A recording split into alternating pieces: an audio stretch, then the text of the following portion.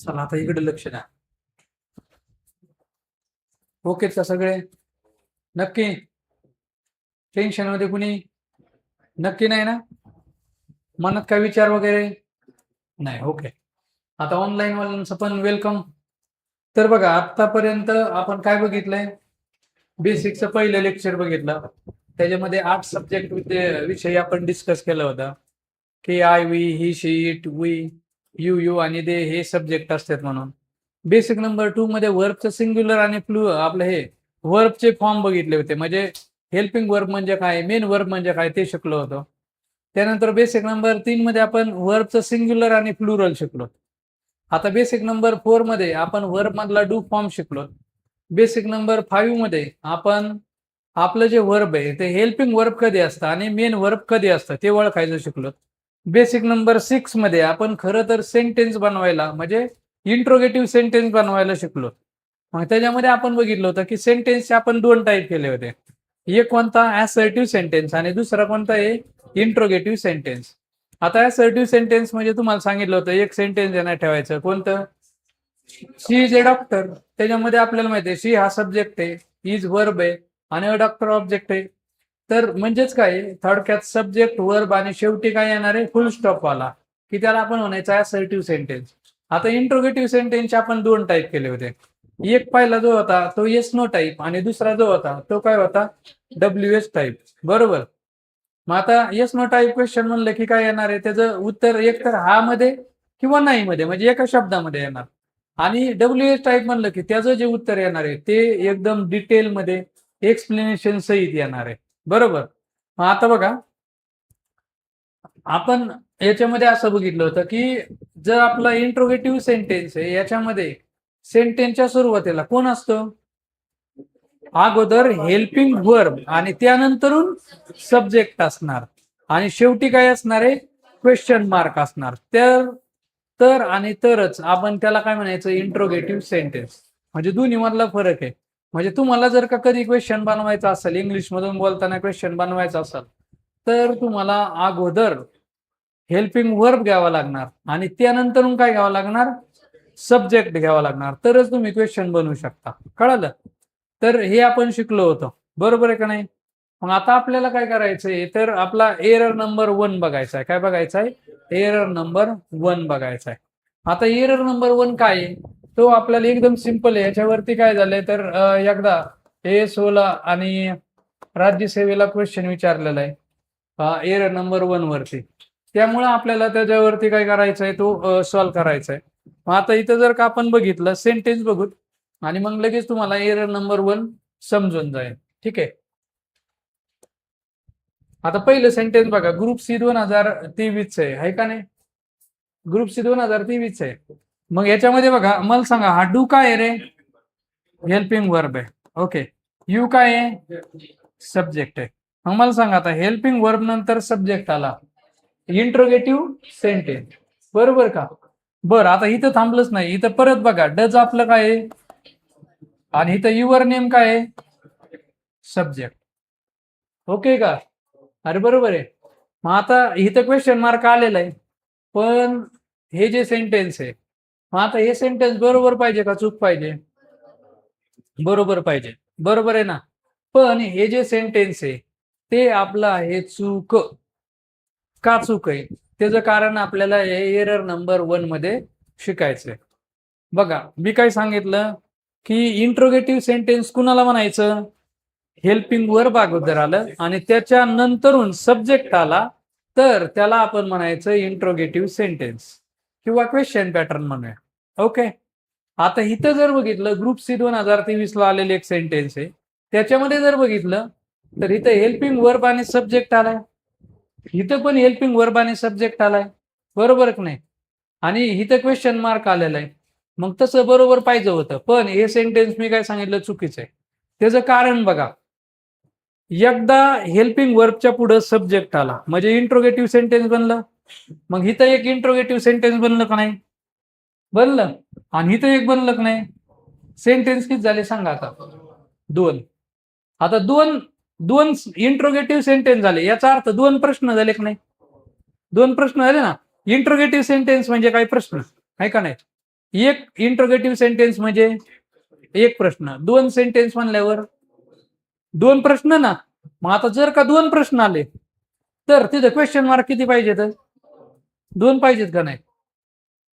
इथं किती आहे बघा बरं. मग हे चुकलंय ना. अरे कळालं का?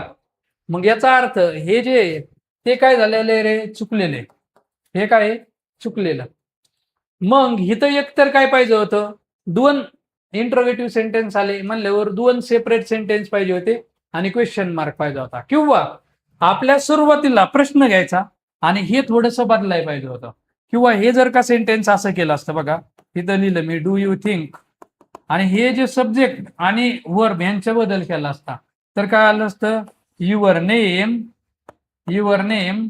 आता डज इंडिकेट, हे बघा इंडिकेट्स ह्याची जर का फोड केली, हे V5 आहे तर सांगा बरं कशी येईल, डज आणि इथं काय येणार आहे, इंडिकेट.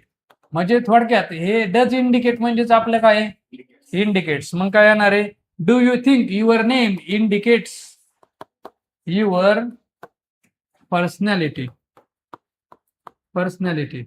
आणि मग इथं क्वेश्चन मार्क.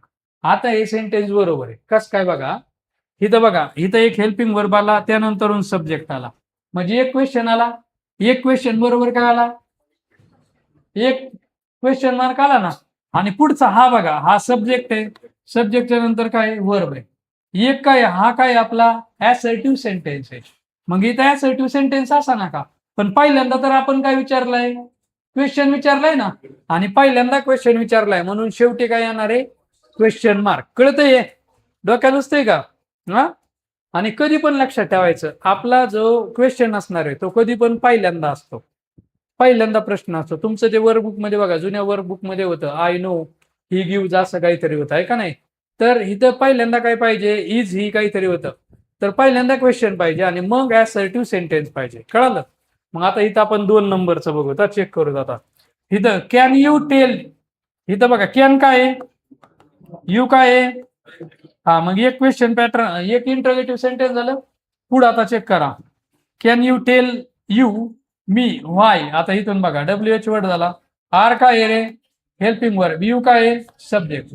म्हणजे इथं 2 क्वेश्चन मार्क झाले की नाही, 2 इंटरोगेटिव्ह सेंटेन्स झाले, म्हणजे 2 क्वेश्चन मार्क झाले ना. आणि मग 2 क्वेश्चन मार्क पाहिजे, आलेत का इथं, नाही. मग हे सेंटेन्स कसं आहे, चुकीचं आहे ना. मग हे बरोबर कसं पाहिजे होतं, can you tell, you extra आहे, can you tell me why. इथं फक्त काय करायचं रे, यांची जागा बदल, व्हाय यू आर लेट. आणि इथं शेवटी काय पाहिजे, कळालं काय, अरे समजलं का.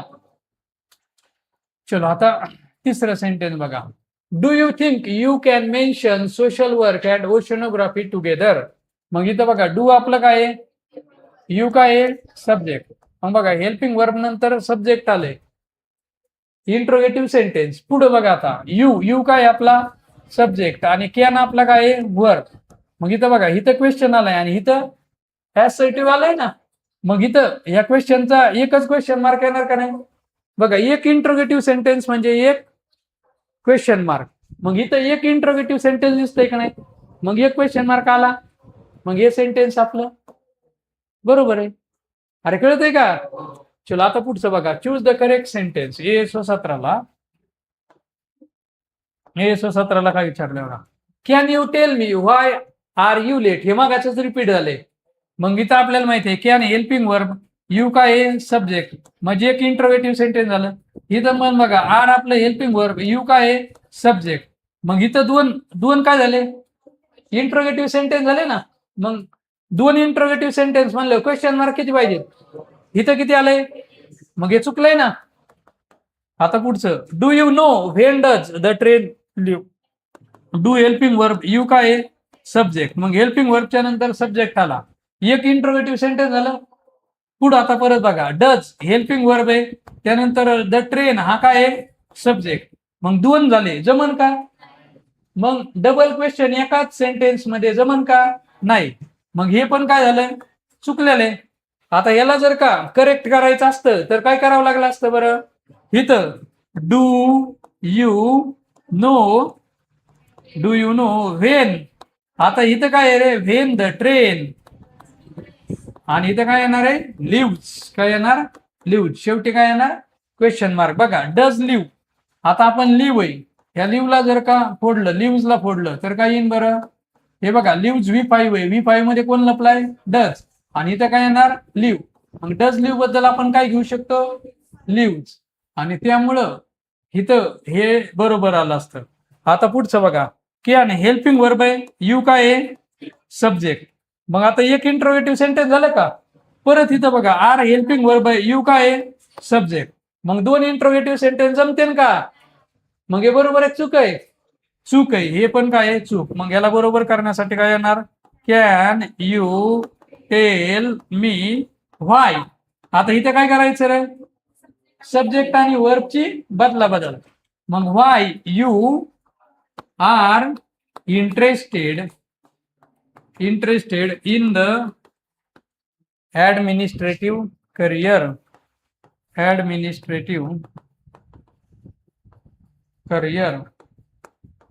आणि शेवटी क्वेश्चन मार्क. चलो आता पुढचं बघा, तलाठी 2023 ला विचारलंय बरं का. काय, कॅन यू कुड you tell me dash dash. आता कुड आपला काय आहे, इथं काय आलाय, सब्जेक्ट. मग हेल्पिंग वर्बच्या नंतर सब्जेक्ट आलाय, म्हणजे कोणतं सेंटेन्स, मग इंट्रोगेटिव्ह. तर पुढचं कोणतं पाहिजे, मग ऍसर्टिव्ह पाहिजे. मग ऍसर्टिव्ह कोणतं आहे बघा बरं, इथं इज हेल्पिंग वर्ब आहे आणि बँक सब्जेक्ट, म्हणजे हे जमणार नाही. इथं विअर, इथं द बँक सब्जेक्ट आहे आणि हे काय आहे, वर्ब आहे. आणि इथं काय आहे, विअर, इथं इथं वर्ब आहे आणि वर्बच्या नंतर इथं काय आहे, सब्जेक्ट आहे. मग आता काय येईन बरं, कुड you tell me where the bank is. इथं काय पाहिजे होतं, विअर द बँक इज पाहिजे होतं, कळालं. आणि शेवटी काय येणार, क्वेश्चन मार्क. म्हणजे उत्तर काय येणार आहे, आपलं काय येणार आहे, बी. आता 4 नंबरच्या ऑप्शनचा काय सीन आहे, तर इथं बघा, दॅट हेल्पिंग वर्ब आहे आणि त्यानंतर सब्जेक्ट आहे. मग दोन क्वेश्चन एका याच्यामध्ये जमते का, नाही. मग आता पुढचं 6वं सेंटेन्स,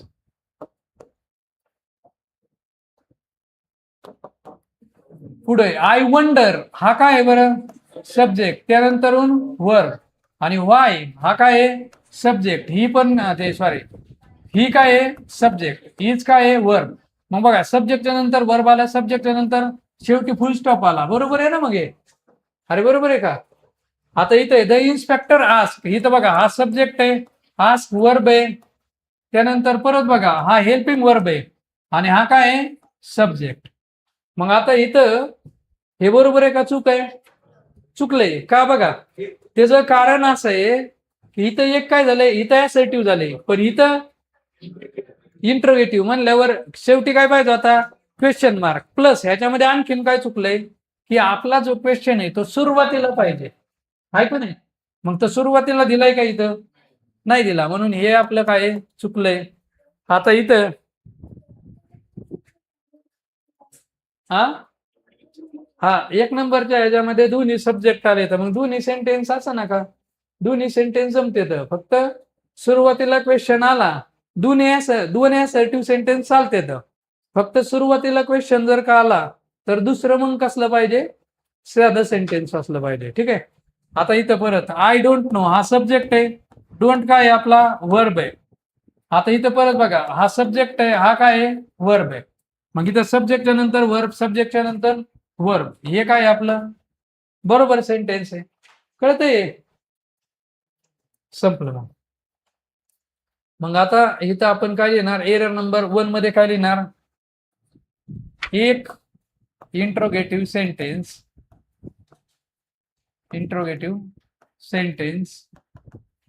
बरोबर एक क्वेश्चन मार्क,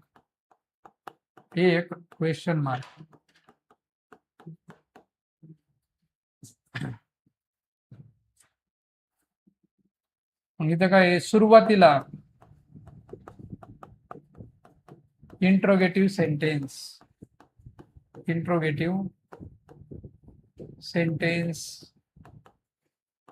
असावे.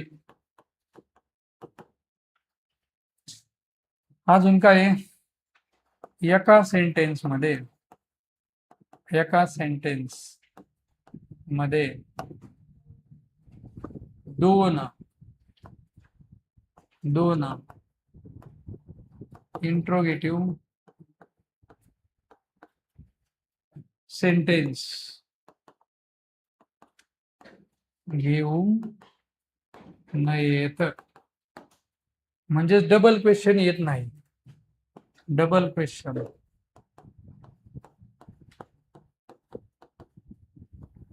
क्वेश्चन बरोबर 2 क्वेश्चन मार्क.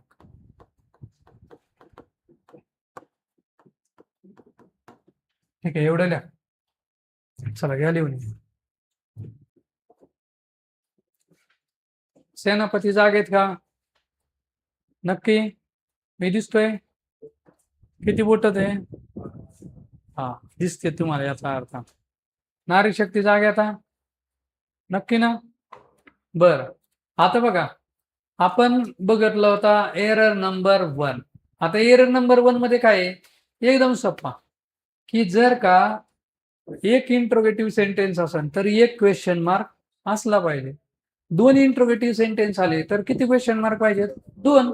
किंवा मग तुम्हाला जर का तसं नसेल करायचं तर तुम्ही सुरुवातीला इंट्रोगेटिव्ह सेंटेन्स घ्या आणि मग असर्टिव्ह सेंटेन्स घ्या आणि शेवटी काय द्या? Question mark. हा म्हणजेच काय आपला एरर नंबर 1. पण पेपरमध्ये आयोग काय करतं, तर तुम्हाला एका सेंटेन्स मध्ये 2 इंट्रोगेटिव्ह सेंटेन्स देणार आणि एकच क्वेश्चन मार्क देणार. मग तो काय झाला? एरर. तिथं काय ते सेंटेन्स कसं असतं? चुकीचं. मग बरोबर काय पाहिजे?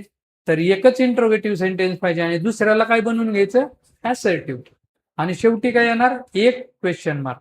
म्हणजे थोडक्यात एक इंट्रोगेटिव्ह सेंटेन्स बरोबर एक क्वेश्चन मार्क, 10 इंट्रोगेटिव्ह सेंटेन्स बरोबर 10 क्वेश्चन मार्क. कळलं?